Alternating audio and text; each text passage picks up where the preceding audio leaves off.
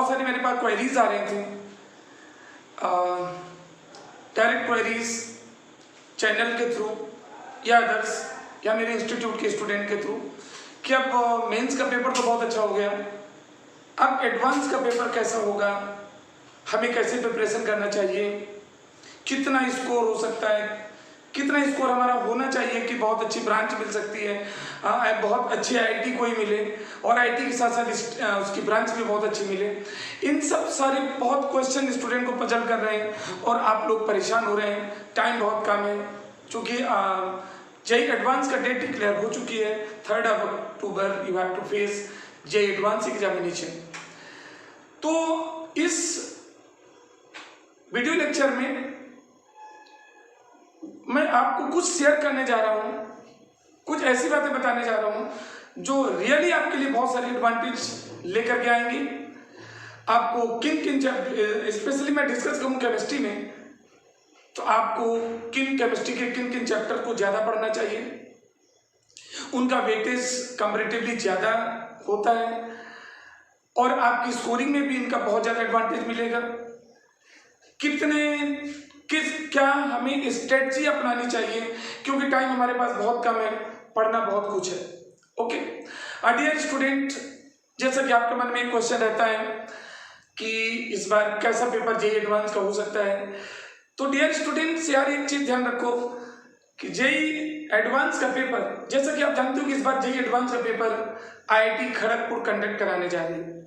Okay, और जो इसके पेपर सेटर होते हैं वो आईआईटी के प्रोफेसर ही होते हैं। आईआईटी के प्रोफेसर सिलेक्ट किए जाते हैं, एक पैनल बनाया जाता है, उनमें स्क्रीनिंग किए हुए प्रोफेसर्स को रिस्पॉन्सिबिलिटी दी जाती है, उनकी क्रेडिट को देखते हुए, उनके एक्सपीरियंस को देखते हुए पेपर सेटिंग के लिए क्रेडिट दी जाती है। और भाई देखिए, वो कोई क्वेश्चन सिलेबस के बाहर का नहीं रह सकते हैं। एक डेफिनेट सिलेबस होता है, आप जितना सिलेबस जेई मेंस में फेस करते हैं एडवांस में उस पर सिलेबस कम होता है, ठीक है।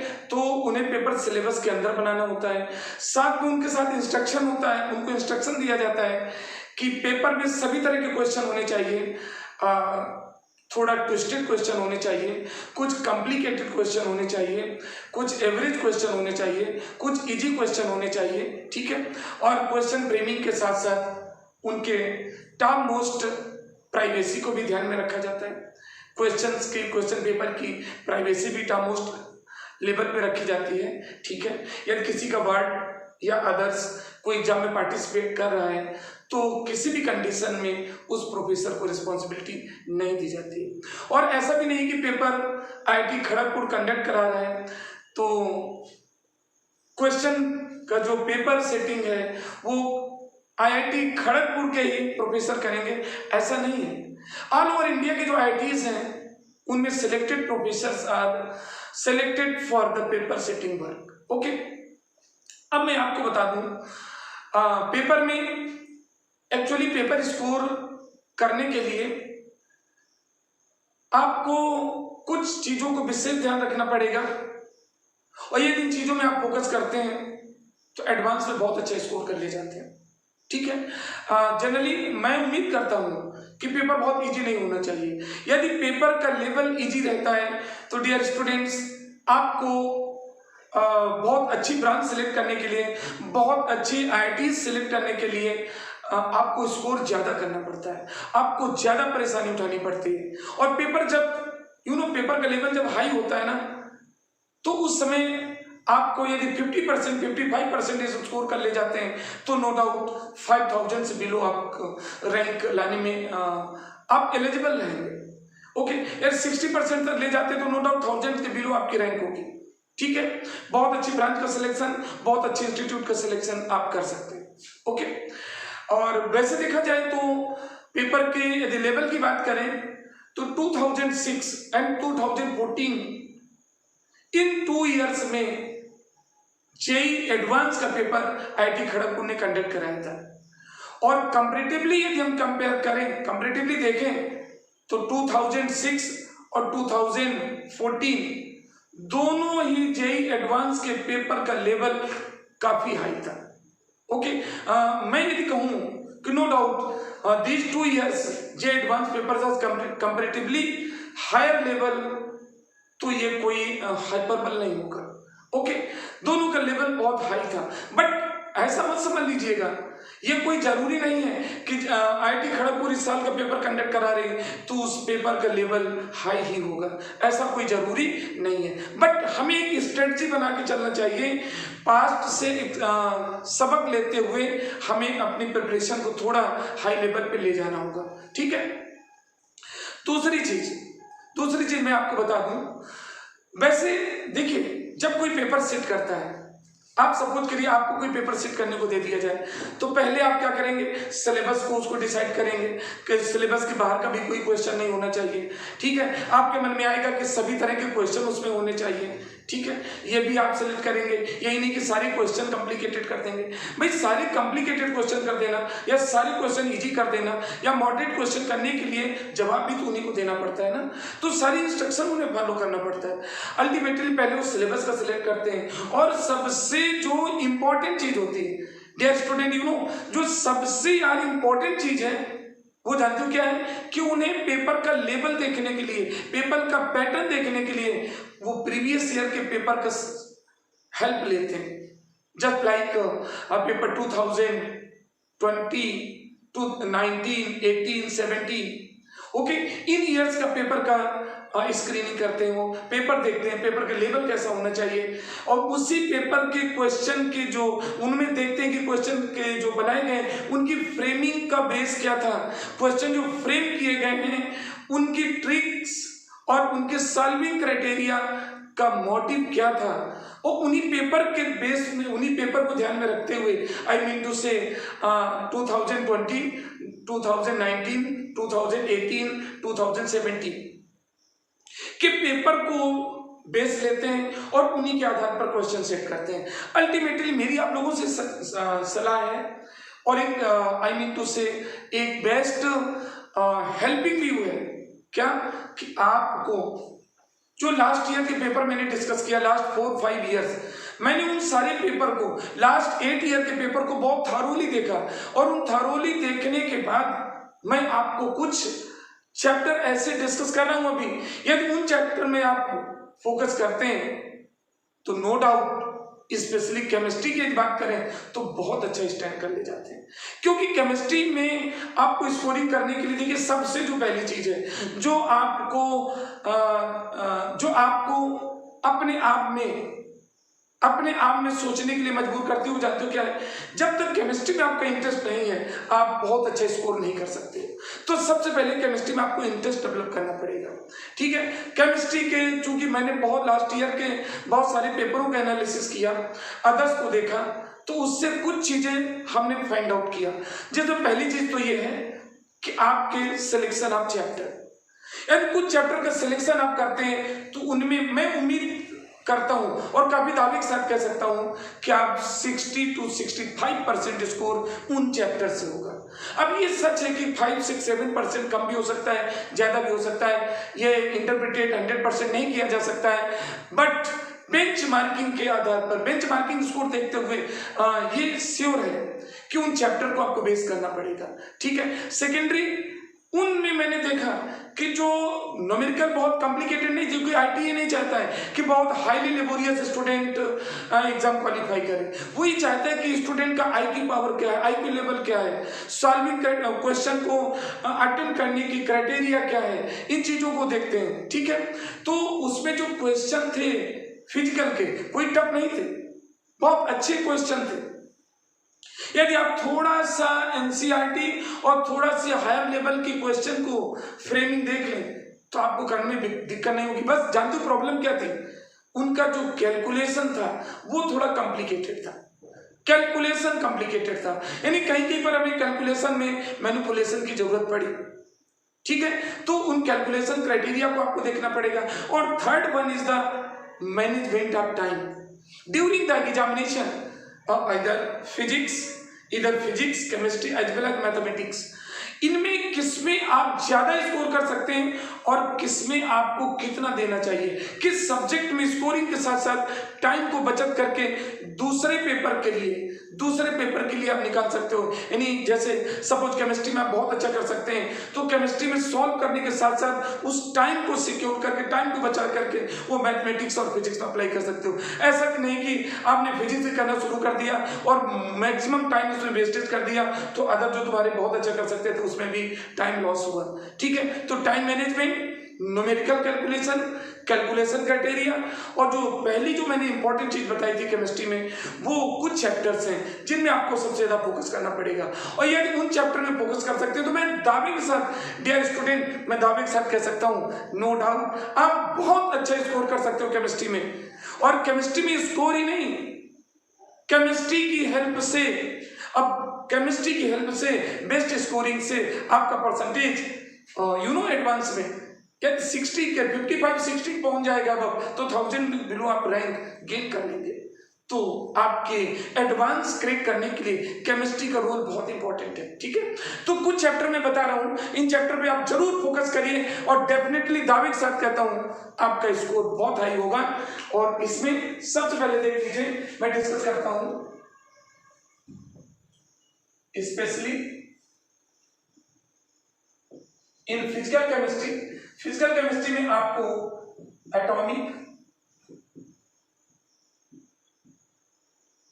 स्ट्रक्चर, एटॉमिक स्ट्रक्चर में आप ध्यान देना पड़ेगा, mole concept,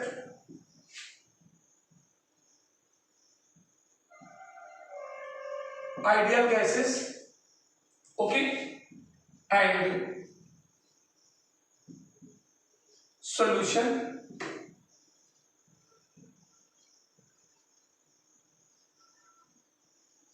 electrochemistry,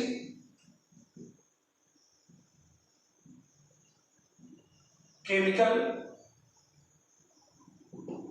kinetics, and last one is the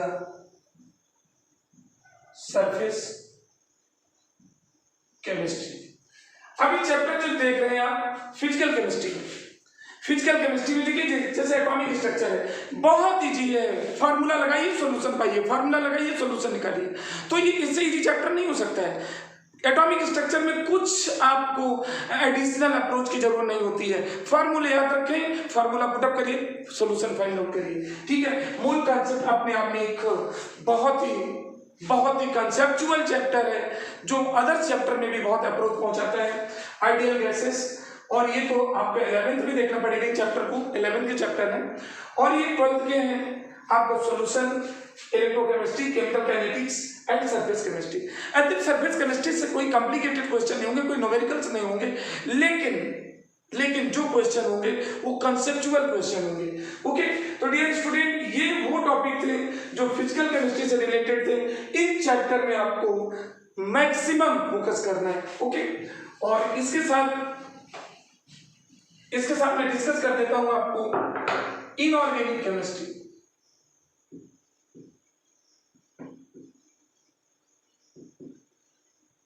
okay, specially inorganic chemistry. Inorganic chemistry में आपको जो सबसे इंपॉर्टेंट चीज है वो देखना पड़ेगा periodicity. Okay, periodicity. Second one is chemical bonding. Third one, ये केमिकल बॉन्डिंग भी बहुत इंपॉर्टेंट, वेरी इंपॉर्टेंट। पीरियोडिसिटी के साथ साथ आपकी केमिकल बॉन्डिंग, जिसकी की बहुत ज्यादा जरूरत होगी, coordination chemistry.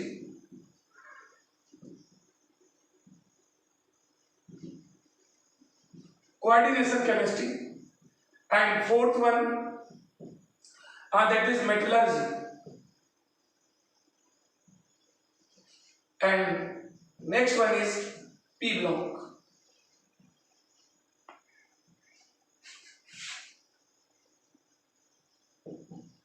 Dear students, JEE advance के लिए इन चैप्टर में ये जो आपको देख रहे हैं 11th के हैं। पीरियोडिसिटी तो स्केलेटन है और chemical bonding very very important. एक से एक ट्विस्टेड क्वेश्चन की जो आपकी जो इंटरप्रेट ऐसे क्वेश्चन होंगे जिनमें सिर्फ इंटरप्रेट करना पड़ेगा, वो केमिकल बॉन्डिंग से होंगे। और कोऑर्डिनेशन का तो कोई जोड़ ही नहीं है। एडवांस को क्वालिफाई करने में इसका तो बहुत कि जितना भी इसका इंपॉर्टेंस है उतना कम है। और मेटलर्जी अपने आप यूनिक है। और पी ब्लॉक चूंकि पी ब्लॉक में एक चीज जानते हैं ना, इन पी ब्लॉक में actually mostly reaction based problem होती है, ठीक है। और रिएक्शन बेस्ड प्रॉब्लम में हमें उनकी कुछ कंसेप्चुअल टर्मिनोलॉजी को लर्न करना बहुत जरूरी होता है। वैसे हम कहते रहते हैं इसको पर डे प्रैक्टिस करते रहें पी ब्लॉक के लिए, that is most useful for you. Specially उसमें 15th और 16th ग्रुप और इंटर हैलोजन, इनमें सबसे ज्यादा आपको फोकस करने की जरूरत है, ठीक है।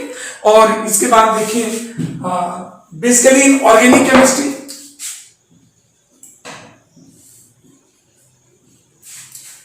केमिस्ट्री में कुछ चैप्टर बहुत हाईली वेटेज के हैं जिनमें आपको बहुत ज्यादा फोकस करने की रिक्वायरमेंट है।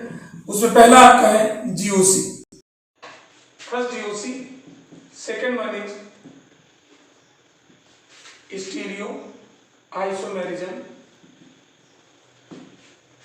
Third reaction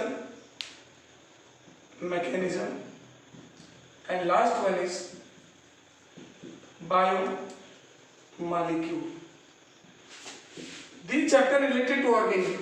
Okay, GOC, that you know, this is the skeleton of organic chemistry. Means types of reagent, types of fission, order of reactivity, order of stability, SN1, SN2, and electromeric effect, mesomeric effect, types of hyperconjugation, qualitative and quantitative analysis. इससे related question की probability बहुत ज़्यादा होगी, ठीक है। इसके साथ stereo isomerism you know well, okay. कितने भी कॉम्प्लिकेटेड क्वेश्चन को एक साथ समराइज करने में यदि किसी का नाम आता है तो स्टीरियो आइसोमेरिज्म है। रिएक्शन मैकेनिज्म, अब इसको आप सिस्टमेटिकली आप अटेम्प्ट करते हैं, जस्ट लाइक अब आप कहते हैं रिएक्शन मैकेनिज्म कुछ लेकर के 5 रिएक्शन मैकेनिज्म तैयार कर लिया, ऐसे नहीं। रिएक्शन मैकेनिज्म कंसेप्चुअली आपको लेके चलना है। अब alkane, alkene, alkyne, haloalkane, haloarene, alcohol, phenol, ether, aldehyde, ketone, carboxylic amide, okay. ये सिस्टमेटिक तरीके से करते हैं, लेकिन सभी इन ऑर्गेनिक चैप्टर से रिएक्शन मैकेनिज्म को आपको फिल्टर कर लेना है, उनको एक साथ कलेक्ट करके और एक क्वेश्चन फ्रेमिंग क्राइटेरिया में लेके चलना है। क्योंकि ऑर्गेनिक केमिस्ट्री में जानते हो ना, एक क्वेश्चन में 10 रीजेंट अप्लाई कर देते हैं, 10 रीजेंट को रख देते हैं और आपको फाइनल सॉर्ट आउट करना होता है, ठीक है। तो हमें उस चैलेंज को भी फेस करना है ना, और बहुत ही प्लीजेंटली यू कैन अटेम्प्ट, ठीक। तो हमें कैसे फोकस करना है, हमें देखना है रिएक्शन मैकेनिज्म को और बायोमॉलिक्यूल, इसको तो बहुत ढंग से आपको पर डे टाइम देना है, ठीक है। तो ये मैंने आज का आपको एनालिसिस किया कि जेईई एडवांस की तैयारी के लिए 3 अक्टूबर तक आप अपने आप को कैसे परफेक्ट कर लेंगे, ठीक है। मैंने प्रयास किया तीनों पॉइंट्स आपको, सिलेबस, टाइम मैनेजमेंट और criteria of the questions of the previous year, okay. और मैं बहुत जल्दी ही डियर स्टूडेंट्स इनके नेक्स्ट अपने वीडियो लेक्चर में देखेंगे कि तैयारी के लिए किस टॉपिक को पहले लेके चलें और किसको बाद में लेके चलें। उनको विद क्वेश्चन से आपके सामने हम अगले वीडियो लेक्चर में आपकी कॉम्प्लेक्सन को सिंप्लीफाई में कन्वर्ट करने का प्रयास करेंगे। डियर स्टूडेंट, आप लोग को ये मेरा वीडियो लेक्चर अच्छा लगा है तो सब्सक्राइब जरूर करिए।